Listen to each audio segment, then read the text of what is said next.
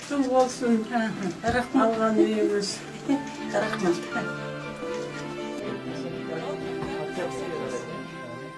Бұл бізге ұлық болсын, бұйырса сіз үй емес адамдар чоң нерсеге неме қылдыңыз, татықты болдыңыз, бірақ ошоны осында алып бұйырса.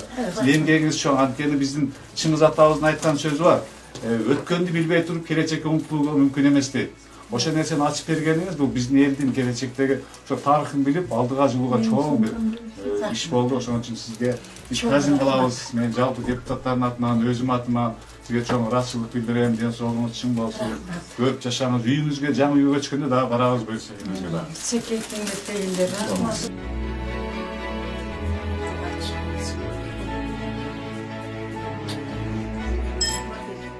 Кыргызым деп жүрүп канча жыл жашырдым, каттым атамдын аманатын, чыгардым, кайра тирилтип, кайра көмүштү, элиме ыраазымын. Эжен жаңы үйү кут болсын, ошол үйдө жашап, көп жакшылык көрүңүз. Рахмат. Кут болсын эңиз.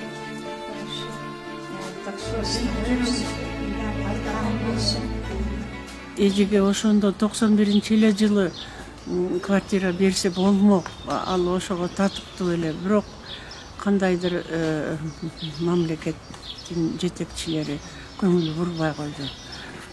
Андан бери нечен жолу кайрылуу да жаздык, айтып да жаттык, бирок квартира берилген эмес. Анан азыр биздин ушундай депутатыбыздын аракети менен эжеге квартира берилип жатат.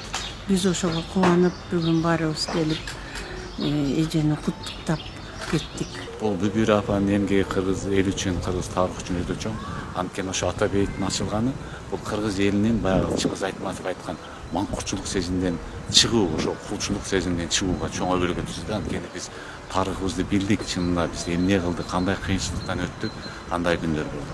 Анан экинчиден мен ошо өкмөткө, башчылыгына, мэрияга рахмат айткым келип келет. Анткени ошого чейин мына 91-жылдан бери көптөгөн кайгуулар болгон экен, чечилбей калган экен, мына чечип беришти. Буюрса бул кичине болсо да ошо апанын эмгегин баалагандык болуп эсептелет.